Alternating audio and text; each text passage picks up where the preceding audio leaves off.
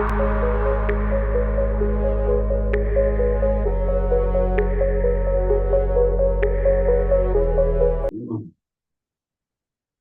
আসসালামু আলাইকুম গাইস। তো আজকে আমরা দেখবো কিভাবে একটা ম্যাথ ফাংশন কিভাবে ক্যালকুলেশন করা যায়।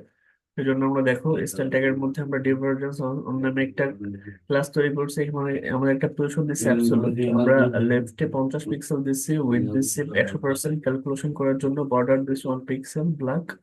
আর আমাদের যে ব্যাকগ্রাউন্ড কালারটা দিচ্ছি হলো, আর প্যাডিং দিচ্ছি 5 পিক্সেল। ঠিক আছে, আমরা চাচ্ছি কি আমাদের একটা ক্যালকুলেশন করার জন্য একটা ফাংশন ক্রিয়েট করছি এবং সেটাকে আমরা ইয়েলো কালার দিয়ে দেখা যায়। সেজন্য আমরা আমাদের স্টার ট্যাগের মধ্যে ডিভারজেন্স ক্লাস ক্রিয়েট করে এখানে আমাদের position, side, with, border, background colour, padding দিয়ে দিলাম। এবার কন্ট্রোল এস দিয়ে আমরা সেভ করে দিই।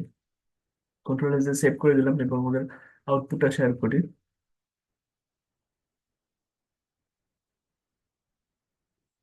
দেখো আমরা আউটপুটে চলে আসছে ক্যালকুলেশন ফাংশনস।